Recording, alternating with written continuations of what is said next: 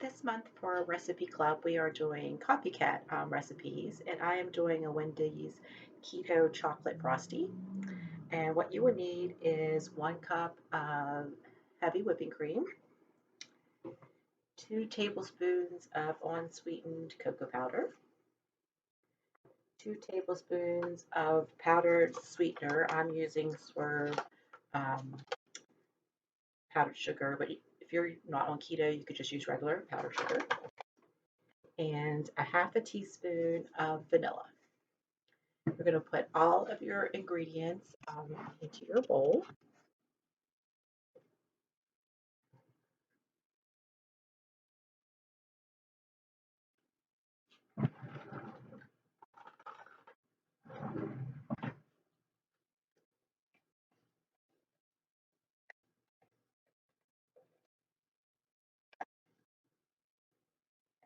It's my heavy whipping cream, my powdered sugar,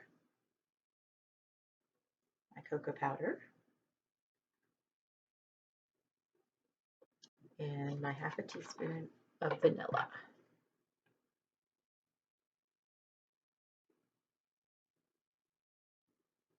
Okay.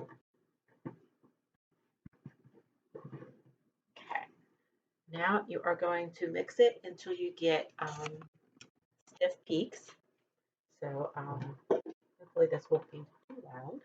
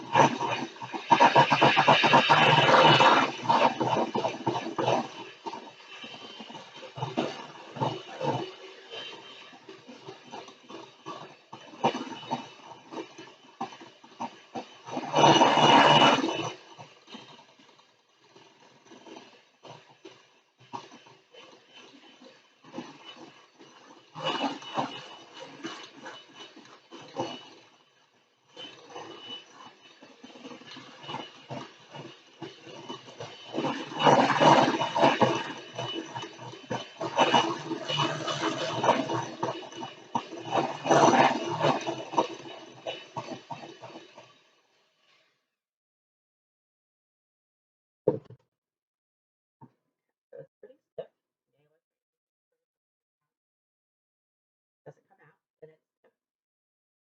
So now we're going to put it in the freezer for 30 minutes, and I will be back. Okay, I'm back. It's been 30 minutes. It's all frozen. Now you just have to use a spoon, or you can put it in a blender and blend it up, make it the right consistency of a Frosty, because you know Frosty is not quite ice cream.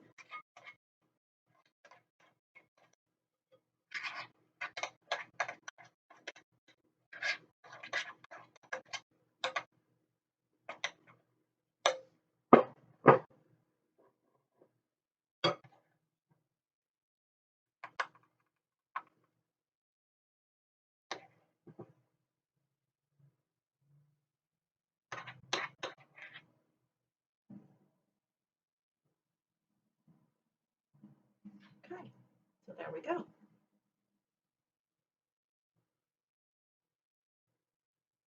Not bad, not quite a Frosty, but it's pretty close. We will post the recipe, and I hope you give it a try. Hey everyone, Alex here with the Burke County Public Libraries. Obviously, we are not in the Burke County Public Library, so we are in my kitchen.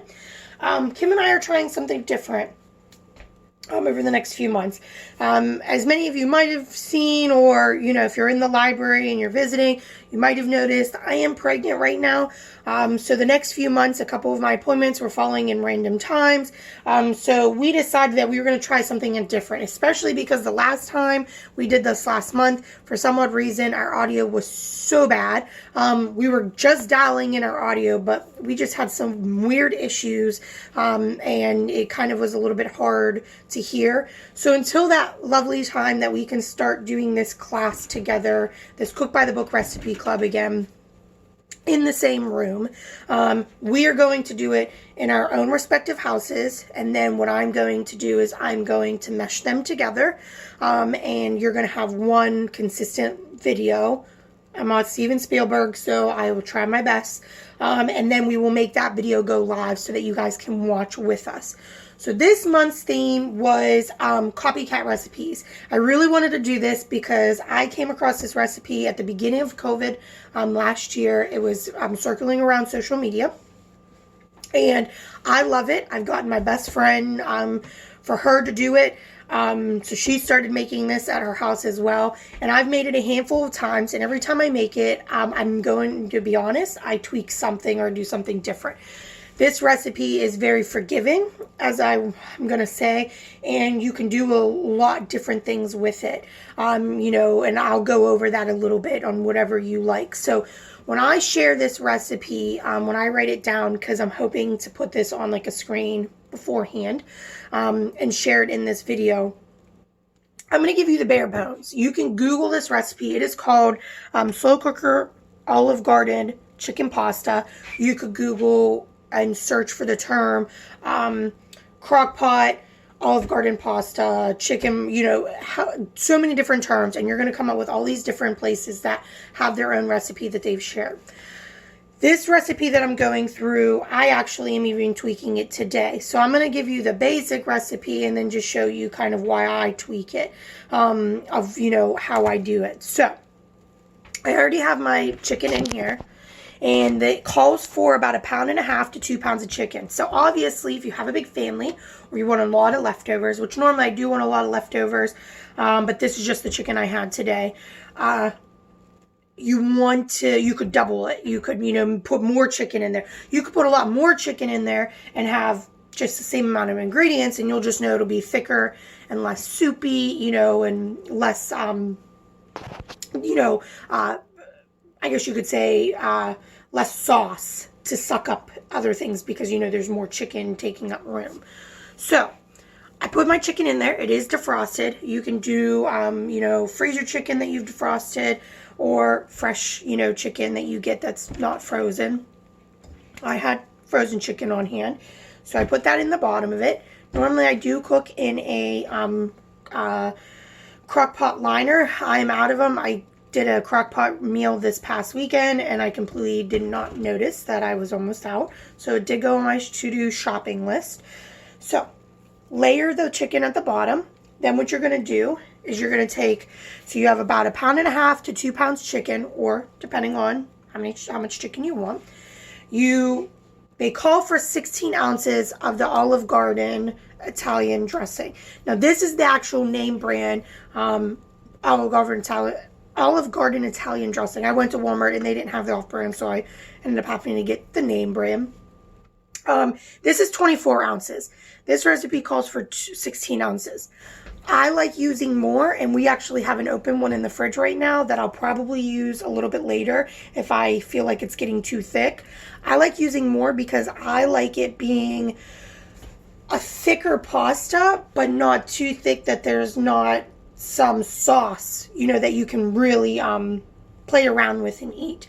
I like having a little bit of sauce so that the noodles can still have something, to adhere to and taste good. So you'll take your dressing, I already have it mixed. You're going to just literally pour it in there. And I'm going to say this. Sometimes it's difficult to figure out which, quote unquote, the name off brand is or whatever. I did find it at Sam's Club one day when I was there shopping with a friend. And theirs was called Sweet Vidalia Italian dressing, right? So it would look the same, just in a different bottle, just a different name. Actually had a lot more in it, and I used that. So I've used name brand, I've used off brand. It's just really what your palate prefers. They do note one thing, and I did want to actually bring this up. This is high in sodium, the Olive Garden one. So if you want to do a different Italian dressing, it does say you can do any other Italian dressing if you need to do less sodium, or if you're just not a fan of this particular taste profile, because you will get this taste profile in this thing. So if you don't particularly like this, then you might want to just get like a normal Italian dressing. But you know, obviously there's zesty Italian dressing and a trillion other different ones that you can do, right? So we put that in there. So then on top of that, it calls for a 1/4 cup of Parmesan cheese. The very first time I made this, I was going off a different recipe. It called for a lot more Parmesan cheese, and I will tell you, it was delicious, but it was super rich in Parmesan. So it actually, and we're cheese lovers in this household, and it was a lot for just Josh and I to be eating. We could have like small portions, and then it kind of got too much. It was still delicious. It was just a lot of Parmesan, so the next time I made it, I didn't put it as much. It's calling for a 1/4 cup of Parmesan. If you're not a fan of Parmesan, use a different one. I would maybe mozzarella. Obviously, Parmesan is more of like a harder, flakier cheese. So you could try substituting, you know, a different cheese that's similar, or just use a different one. It might change if like you use mozzarella, which can sometimes, you know, it melts super easy and it turns, you know, liquidy when it's getting really hot. You might want to just know that it might change the flavor profile, or it might change the way it's looking in here. So, calls for a 1/4 cup. In total, it actually, you need 2 1/4 cups. 1/4 cup now and a 1/4 cup later. I have one that's 1.5 cups. I'm literally just going to do this. I'm going to take half of this, sprinkle it, and actually it might be more than half. I have another bag in the thing, because you do want to top it later on and give it. So let's see. Yeah, I like the flavor of it being in there. So let me actually bring you down now to show what we're doing. So chicken's in the bottom, your dressing is on the top of that. Now we have the layer of Parmesan cheese. On top of the Parmesan cheese, it is calling for a 1/4 teaspoon of pepper. And I'm just going to, and really, if you're a spice type of person, you could consider doing another spice profile or something more. But I'm just going to use pepper, because the thing of it is the Italian dressing already has all those different spices in it and different, you know, flavor concepts that I don't want to change it too much. So far, I'm working with 1.5 pounds of chicken. I'm working with 24 ounces of the dressing on top. I'm working with, you know, this is probably a cup in here of Parmesan cheese so far. And then on top of that, you need to get a block of cream cheese. I have seen recipes that call for more cream cheese. I'm just going to do the block today. So I like to get it in cubes, and it wants you to lay it on it. So let's get that done. Try to spread them out if I can. I try to do the smaller little blocks because it makes it easier to melt, in my opinion, and also makes me able to kind of spread it out a little bit more. And again, I'm cooking for my husband and I, so you know, I'm doing it barehanded. I don't have a mask on. You know, it's my kitchen. So if you're cooking for somebody, obviously during this time, you might want to consider wearing a mask. Normally I have an apron. Kim and I have aprons that we wear, but today I knew it wasn't going to be too crazy. So consider that. You know, you might want to get a face shield if you're doing something, but you just want to make sure whoever you're cooking this for is comfortable with what's going on, just to be respectful that some people are, you know, nervous of what's happening. So we now have the cream cheese, the pepper, the Parmesan cheese, the chicken, and the Olive Garden dressing. It is ready to rock and roll. You literally can do high or low heat. You can cook it on high for 4 hours or low for 5 to 6 hours. Now, this is where it gets a little bit trickier. I'm going to do it on high today so that it's ready roughly when I am ready to start eating this. So I'm going to do 4 hours. I'm going to do my temperature on high. I'm going to set it for 4 hours. My crock pot is one of the ones that, let me bring this down if you can see it, has the little thing that goes 2, 4, 6, 8. So it makes it harder when you're doing it, those in between. It can be done though. If you have a traditional crock pot, which we actually do have a bigger one, that's Josh's. That one is just a traditional turn one, so you just have to set a timer so that you remember what to do. Okay, so what I will do, and I'm going to, when I'm done here, I'm going to end this video, and then when it is time to do the noodles, I am going to start recording again, do my noodles, and show you what the finished product looks like. But I'm going to walk you through that super quickly because I might end up doing like quick shots where I already have the noodles ready. I'm bringing it in and I'm plating it and showing you what it is. So, the recipes that you can find call for 2 different ways of cooking the noodles. Some of the recipes call for, and you have to do, you know, 1 thing of noodles. Penne pasta, I will say, is the best. That or the rigatoni. These are like the thicker noodles. They last a little bit. And I'm sorry, having air problems in the kitchen, which is not a good thing. My grandma would be so mad. But it holds up better. If you do any type of butter noodles, if you do, you could do elbow macaroni. Just know that like with the more buttery noodles, the egg noodles is what I'm actually trying to say. They might break down a little bit easier. You'll have to cook them before you put them in here. So if you want something that's a different flavor profile for your noodles, something lighter. But if pasta, it'll work. I've done it penne, I've done it rigatoni. I think I might have actually done it, with elbow macaroni because I was out. I ran out of pasta and I thought I had another box.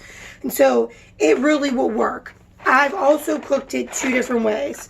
You can pre-cook it, which today I'm actually going to pre-cook it on the stove. Actually, let me take that back.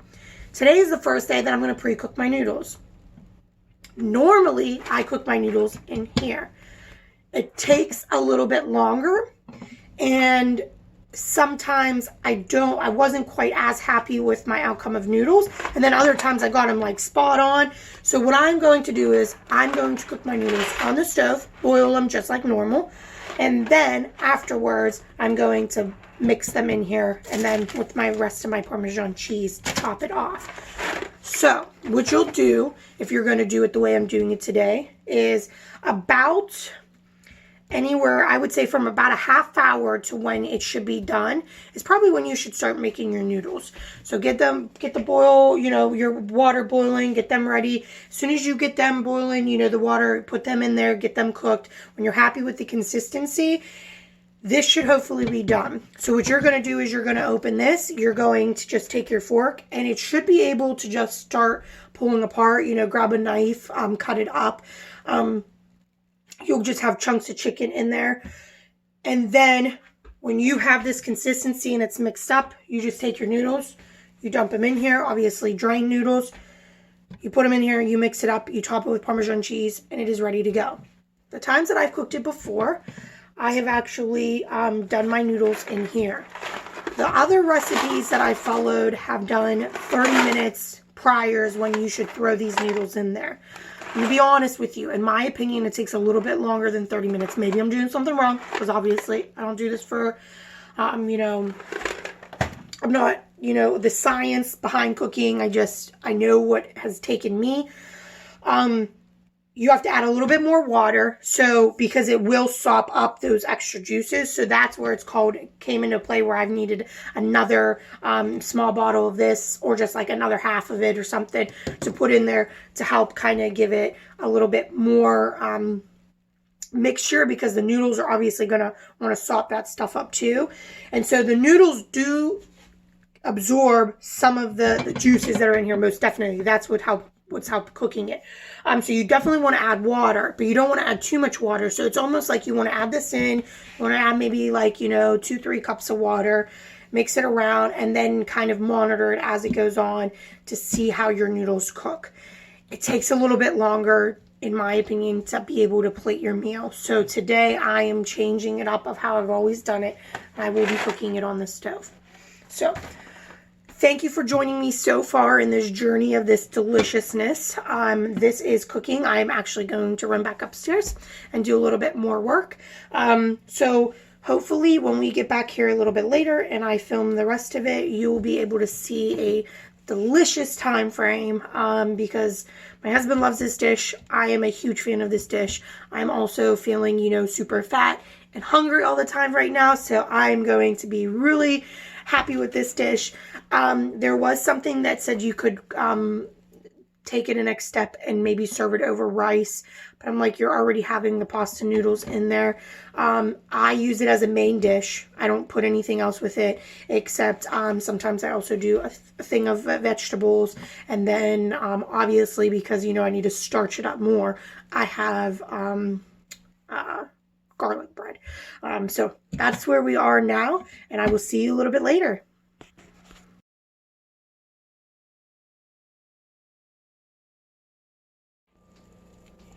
All right, everybody, welcome back. I am getting ready to finalize this.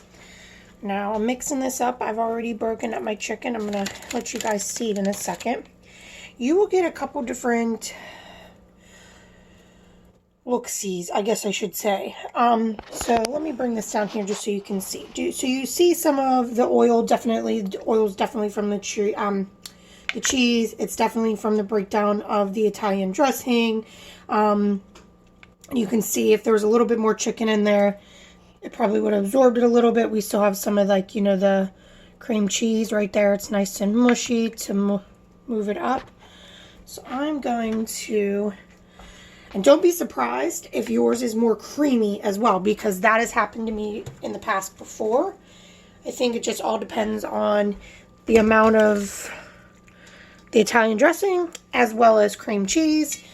I've used more cream cheese before, like I've told you guys in the past, so that helps make it a little bit. And I've used to use less and more Parmesan. So I'm mixing it up, and remember I told you guys it does call for a 1/4 cup in the beginning and a 1/4 cup at the end. However you feel comfortable. I know I put a lot in there. We do like Parmesan, but it can be overpowering, and this dressing can be a little bit overpowering at times too. So I say start small, try the recipe out, and maybe tweak it. If you know you're a cheese lover, do it. If not, then, you know, don't try it. But we have it complete. Bring you back up. So like I said, it can be a little bit creamier. It can be oily. It just depends on the ingredients you're putting in. I have the last of my cheese here to put on the top of it. But otherwise, this is ready to rock and roll. It took the 4 hours. It was done at 5 o'clock. It went to warm. It's a little bit past that now. It's been on warm for a little bit now. So it just kept it nice and heated. I just got, like I said, the noodles done and to mix it. So hopefully this is something that would be fast and easy for you guys that you would like. I say fast and easy because you put everything in it and then you just walk away, and then right before you do noodles, and then you mix it all together and then put your sides together if you're going to do any veggies or garlic bread, but otherwise it's something that you, like everybody, if you're a hard lover of crock pots, you know, you put it in the crock pot, you leave it, and you forget it. So otherwise, thank you for joining me today, especially in my kitchen and with the final product of the deliciousness.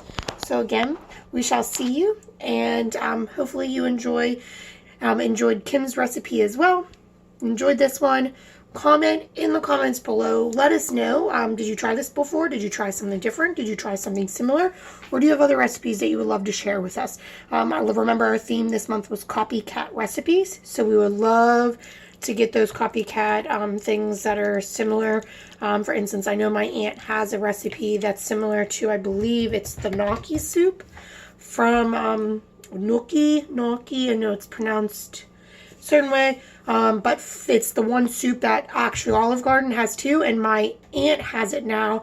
And believe it or not, I believe she got it from my one professor when they came up for my college commencement. So, share it below. We would love to see it. Kim and I like trying new things. She's definitely a lot more adventurous. I try to stick to a little bit more simplistic if I don't have enough time. But if I do have time to play around, I definitely like trying something new. I like trying something that might be a little bit harder. So share away. Thanks again for joining us, and have a great rest of your day.